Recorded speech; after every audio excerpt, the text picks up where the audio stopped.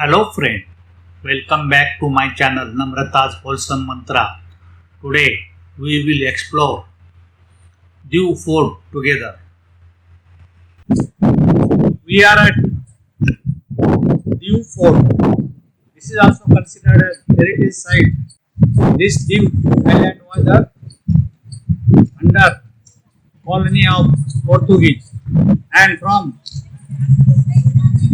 1520 to 1535, 5 times they attacked this Dew island, which was under Sultan of Gujarat.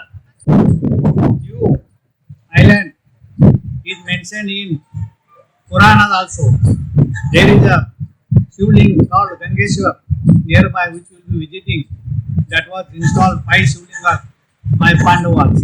And after that, Mauryas, Guptas, Chaudas, Chalukyas, and Sultan of Gujarat ruled this area. But in 16th century, around 1520, Portuguese tried to invade this. 3 times they attacked, they were not successful. Around 1535, Humayun, who was the Sultan of Delhi, Mughal Sultan, he came for attacking the Gujarat Sultanate. At that time, Gujarat Sultan asked the help of Portuguese, and Portuguese agreed on one condition, that they will get this island. After they got this island from Sultan of Gujarat, from 1536 to 1545, this fort was built, and this is also considered by them as the seventh wonder of Portuguese. After that also, there were some attacks from Oman pirates and the Arabs who came from the Egypt, but that was not successful. And only in 1961, this fort was handed over to Indian government after the war with Portuguese. That time, this was liberated along with Goa. Div is originated from Hindi word Dvip, that is island, and Div is a small island of Gulf of Khambat. Div Fort is surrounded by water on 3 sides, and the land side also they have made a water trench. As you move from the land side checkpoint, you can see the tall walls of the fort, and all around the fort this water trench or moat can be seen. They used to fill the water inside the moat during the high tide. This is mighty watchtower or burj on the seaside. Arabian seaside, fortification wall you can see. This was entry from Arabian seaside to the fort. And complete Diu Island was actually had a fortification wall all around towards seaside. There what you see far away is INS Kukri. And INS Kukri, old Kukri, they lost in the 1971 war. That memorial is there, we will be seeing after. And this side what you see is actually Panikota or fort in the water. Southern side of this fort was connected toward the sea with a long walkway, and there is also rooms for guards. 2 cannons are placed for guarding the entry point, and the design of cannon is such that when you look closely you can see there are many rings are joined together to make a giant cannon. This type of cannons were made by Maratha army during old time.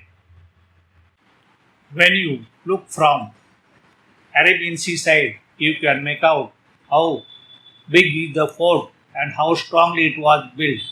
It has 2 layers of fortification, and outer layer is surrounded by moat or water trench. You can see the arrangement of taking the water in the moat during the high tide.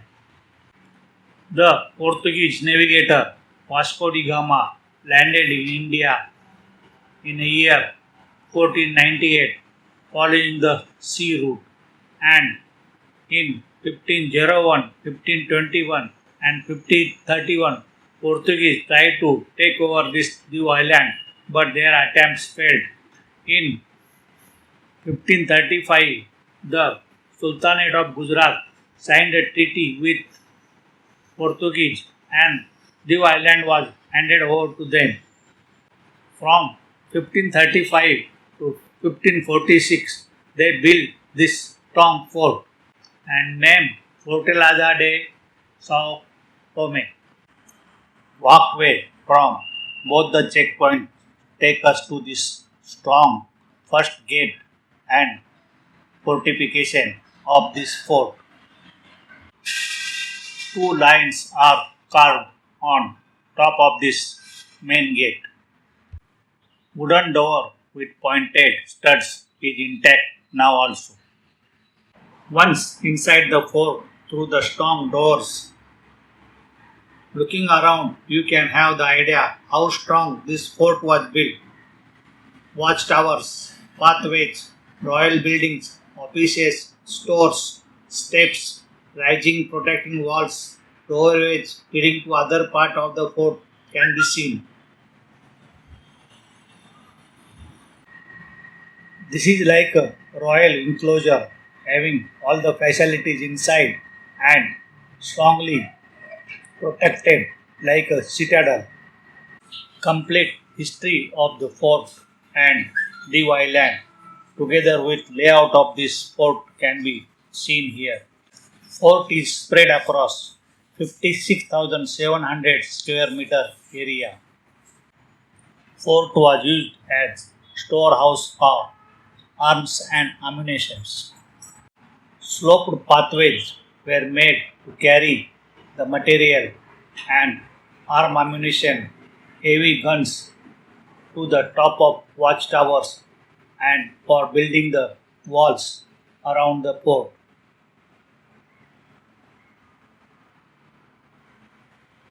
These watchtowers were highest point inside the fort and they were used to keep watch on the surrounding, and also there were many cannons placed on this burj or watchtower so as to defend the fort from enemies. The cannon were made portable by mounting them on the wooden cart. So there are 55 cannons placed on the watchtowers of this fort, and for seeing all of them, you have to climb one by one the watchtowers. Also, they were made of brass, and now also they are in good condition. The new fort has largest number of cannons placed on the fort. After handing over the Dew Island to Portuguese, the Sultanate of Gujarat, Bahadur Shah Jafar, was not happy with them and he attacked Dew. But he lost the war and he was killed in the war. His body was thrown in the water by Portuguese. In 1538, Turks attacked Dew and besieged the port. The force included 2,000 men and 66 ships. They bombarded the fort many times. When they were about to win, they lifted up the sails. Here, Portuguese have left their mark. You can see the Christ and angels flying. This looks like a Portuguese ship passing through this door. You can make out how strong the fort was built. It is a very long tunnel-like structure which we have to pass to go to the other side of fort. And there is also this strong door now also present. When you come out, you can see this tree. This is called Hakka tree. This is where we are reached second bastion or the watchtower of the fort, and there is beautiful lighthouse. Lighthouse plays important role in navigation. With the frequency of the light and the intensity of the light, Sailors were able to make out position of the ship. Here also we can see many cannons are placed around. One of them is pointing toward the Jal Kota or small fortification in Arabian Sea, and that was used as a jail. Leaving this Koreka Dipgraha behind, there are many more things to explore on this fort, and let us learn about some more history of this fort. When the fort was completed, there were pirates from Muscat who attacked this fort and Diu, but they were not successful. Passing through the gate, leaving the lighthouse behind, now we are reached on top of this gate, and there is a strong watchtower made above this gate, and you can see this watchtower is also lined up with cannon guns to protect the fort from enemy, and this was the reason the fort was not taken over by enemies up to 1961. Look at the view of this lighthouse and Arabian Sea behind that. You can see the waves hitting the fort near the lighthouse. So many guns of various size and different make were placed at strategic points on the fort, and they were the main weapon for protecting the fort. They might have been used extensively to repel the enemy attacks in past, but now they have just become a showpiece. But there are around 55 of them. Some are movable and some are fixed. You, you can see the seal and stamp of Portuguese on them. Very difficult to understand the architecture of this fort, but again, when we move through this opening, you can see there are many more guns are placed here also, and they have almost covered 360 degree of this fort to protect from enemy. Now, 55 of them are in place, but we don't know how many cannons were there when the fort was under Portuguese.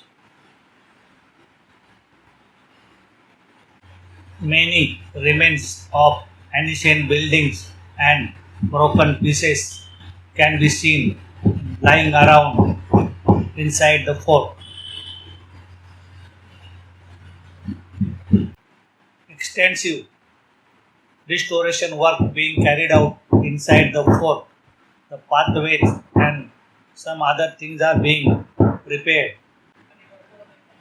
The Dew Fort is surrounded by water on three sides, and the Dew Island is almost surrounded by seawater all around. And surprisingly, you can see there were freshwater sources on this fort. This arrangement is made for collecting the water from this well, and side of the well there is one more well now covered with protective mesh on top. It is very deep inside. You can see church and one more lighthouse behind. This fort had three church and two lighthouses. Moving on to other watchtower, you can see there are many more cannon guns are placed around, and this is the view of Arabian Sea. Here again, there are 5 guns kept here for protection. Remains of old building is seen. It looks like ammunition store and gun making factory. Keeping the church building on left, we are now moving on toward the second lighthouse, which is visible in front. Moving toward the lighthouse, we have come to the other side of this fort, and in front of this old tree, there remains of the architecture of Portuguese. There is an influence can be seen on this building. There was some Shilalekha or stone inscription here. This building looks like a prayer hall or church, and on the frames of the door and top you can see lot of motifs are carved. Inside there is a pedestal for keeping the deity, but the deity is not in place. Look at the top construction of this hall. It looks like Chaitya Gruha of Buddhism. Looking back, you can see how big was the fort, and many buildings and remains can be viewed from here. Steady climb toward this lighthouse will take us to the one more watchtower where this lighthouse is installed, and also on the watchtower you can see so many guns are there for guarding the fort. The lighthouses of unique design inside the fort is the highlight of this fort. Many standing structures are seen around, and see how many more cannon guns are placed on this fort. This is the closer view of the carving on the door of the prayer hall, and look from the top how the prayer hall looks inside. Moving further up from this prayer hall, we are going to reach one more amazing viewpoint. But mind it, this fort is very big, and you have to do lot of trekking or walking around to enjoy this view. Look at the moat formed all around fort on the land side, and this is a seaside, and in between there are two layers, and this moat or water trench was in between. It was just unbelievable experience at the fort, and walking through the remains and the debris of the fort and its remaining monuments. We have reached back toward the gate from where we started our trek of this fort. As you can see, some restoration work has been taken, and lot of restoration is done. Many standing structures are there. It included prison for the convict and quarters for the garrison, warehouses, and living quarters for royals. We have come back toward main gate, but looking back at these many remains, it is believed that there was some sort of fortification or defense structure before Portuguese took over this island, and that was made by Sultanate of Gujarat. The fort has a governor palace and quarters for other royal officers. It included galley and pantry. Most of that is in ruins now. Here is Portuguese era bell and has a cross on it. Our tour of New Fort comes to an end. Do like and subscribe my YouTube channel Namrata's Wholesome Mantra. One more thing, there are some vendors selling dry fruit outside. Don't buy from them because they cheat on weight. See you in my next vlog. Thanks for watching my videos.